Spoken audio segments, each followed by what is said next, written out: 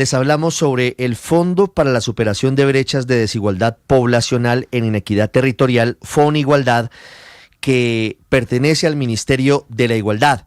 Es un fondo que maneja un presupuesto muy importante. Y les hablamos de FONIgualdad porque Catherine Ávila tuvo acceso a una auditoría interna de los manejos que se hicieron a los recursos de FONIgualdad, que confirma que se habrían cometido irregularidades por parte de quien era su director, que según confirmó a Blue Radio el saliente ministro Carlos Rosero, salió del cargo luego de la auditoría que le presentan y las dudas que había sobre el manejo de recursos. Ese director sería cercano a las hermanas Juliana y Verónica Guerrero.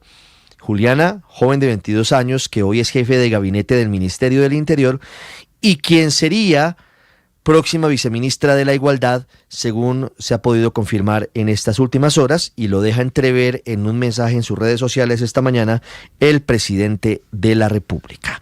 La historia completa, Catherine Ávila.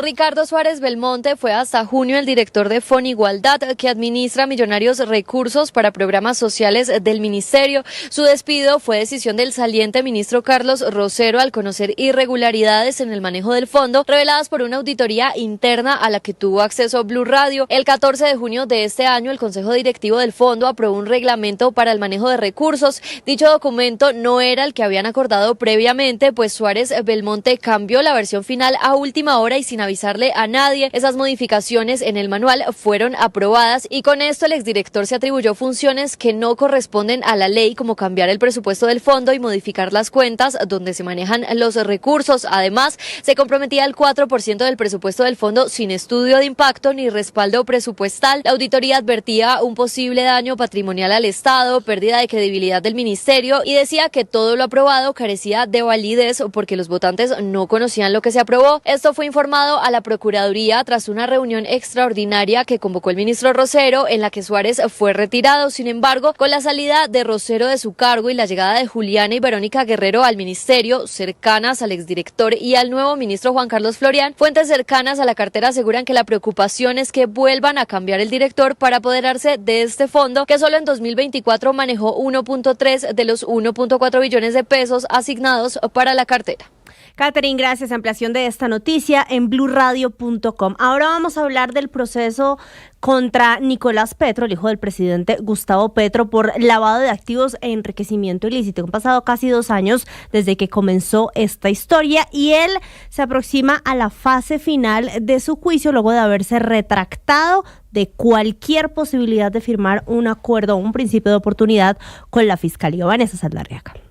Marcela, buenas tardes. Le cuento que los días de audiencia preparatoria de juicio contra Nicolás Petro están contados, pues se espera que en unos meses ya pueda arrancar formalmente el juicio por enriquecimiento ilícito y lavado de activos. En estos momentos nos encontramos en la entrega de argumentos por parte de la defensa de Nicolás para que sean anulados cerca de un alto número de pruebas de las 2 millones que presentó la Fiscalía General, porque ha asegurado estos que todo es producto de un proceso plagado de documentos duplicados y que no corresponderían con información relevante en el caso, mientras que la Fiscalía asegura que tiene con qué demostrar su culpabilidad. Datos importantes para tener en cuenta es que en estos momentos la Procuraduría también ha estado presentando alegatos algunas de las pruebas presentadas por la defensa de Nicolás Petro. En parte, por ejemplo, se ha generado una controversia sobre la solicitud realizada para que le realicen pruebas psicológicas a Daisuris Vázquez. Estamos hablando de que son más de 30 los testigos que además la defensa de Nicolás Petro ha solicitado para la etapa de juicio y justamente el juez Hugo Carberón, quien es el encargado del proceso, tiene en sus manos definir cuáles aceptará o cuáles no.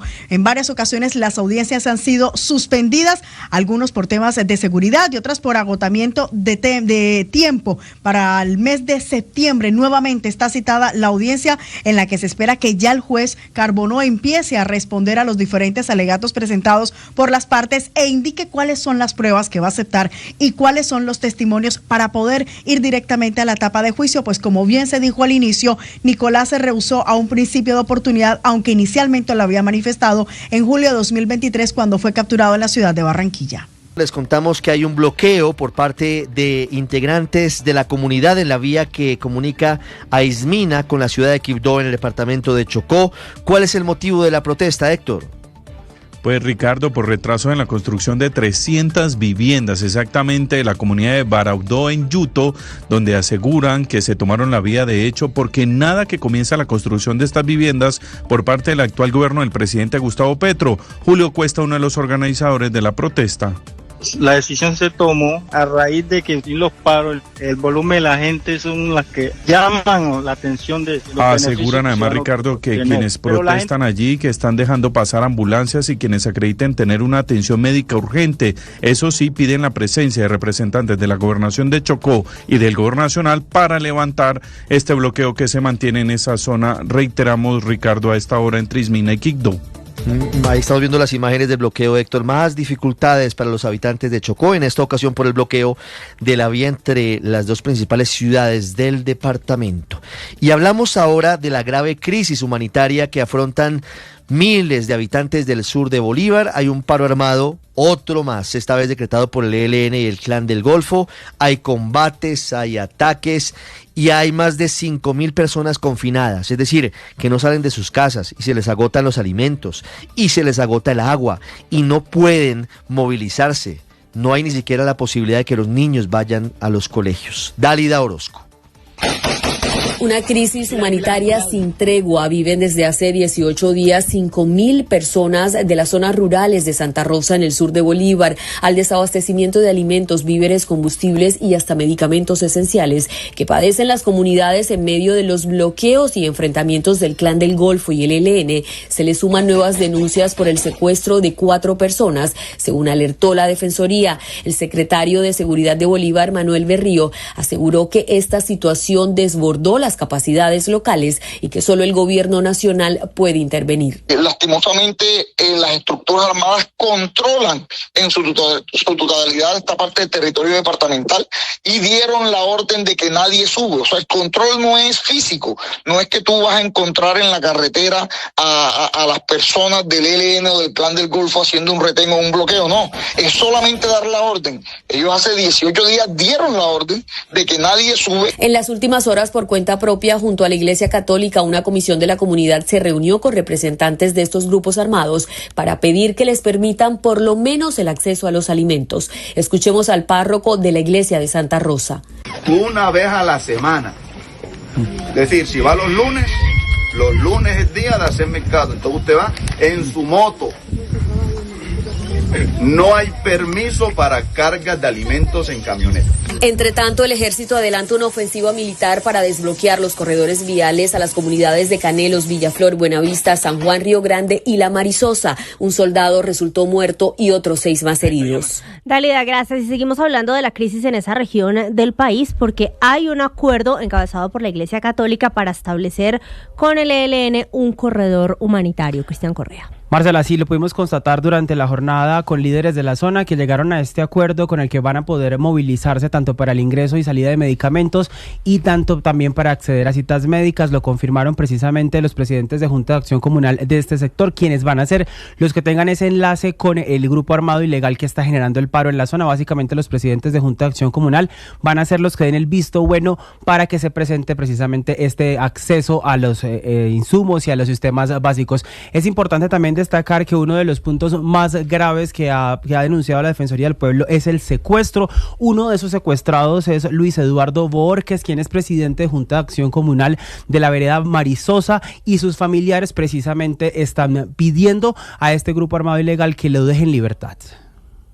Como familia del retenido Luis Eduardo Borges López, hacemos el llamado al grupo que lo tiene retenido para que por favor le respeten la vida, para que por favor nos lo devuelvan lo más pronto posible.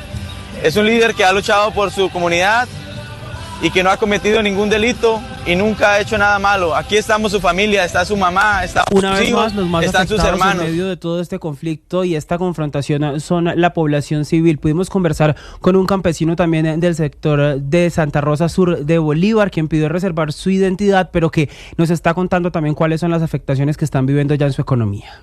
En mi caso, estamos en proceso de siembra. Acabamos de poner en bolsitas más de 5.600 plántulas de cacao para sembrar. Están pequeñitas, hay que estarlas regando todos los días para que el sol no las queme. Precisamente durante el fin de semana, los habitantes del casco urbano de Santa Rosa, sur de Bolívar, salieron a las calles en una multitudinaria manifestación pidiéndole a los grupos armados ilegales que cesen también estas confrontaciones, pero de igual manera al gobierno a través de la Unidad para las Víctimas para que les preste atención y lleguen con una acción integral y una solución pronta a esta situación que ya es recurrente, donde delinquen 3 grupos armados ilegales en esta zona del Magdalena Medio. Sí, Cristian, y es que la Defensoría del Pueblo está extendiendo la alerta al Magdalena Medio y al Catatumbo. La situación pareciera unirse, confluyen en algún punto geográfico las dos zonas y pareciera que esto se está saliendo absolutamente de control. Escuchábamos al sacerdote diciéndole a la comunidad que solamente pueden ir un día determinado a hacer mercado y que no pueden ir en camiones. Resulta absolutamente doloroso y una muestra clara de cómo hoy el Estado no manda en esos territorios. Nicolás Rojas. La disputa por el control de la explotación ilegal de oro en el sur de Bolívar ha recrudecido los enfrentamientos entre la guerrilla del ELN, el Clan del Golfo, y ahora las disidencias de las FARC al mando del Calarcá en zonas como los municipios de Santa Rosa y Montecristo en el sur de Bolívar, así lo señaló la Defensoría del Pueblo. Dice que en las zonas ya escasean los alimentos, el combustible y no hay transporte. Incluso la Defensora del Pueblo, Iris Marín, señaló que durante el fin de semana y a lo largo de esta semana asistirán caravanas humanitarias para atender la comunidad. Se hizo una caravana con la Iglesia Católica, con iglesias cristianas, la Defensoría del Pueblo, con líderes de la comunidad. Entraron pues numerosos vehículos y se pudo hacer, para hacer un llamado y establecer una interlocución con los grupos armados, particularmente con el ELN, para pedirle suavizar estas limitaciones a la movilidad.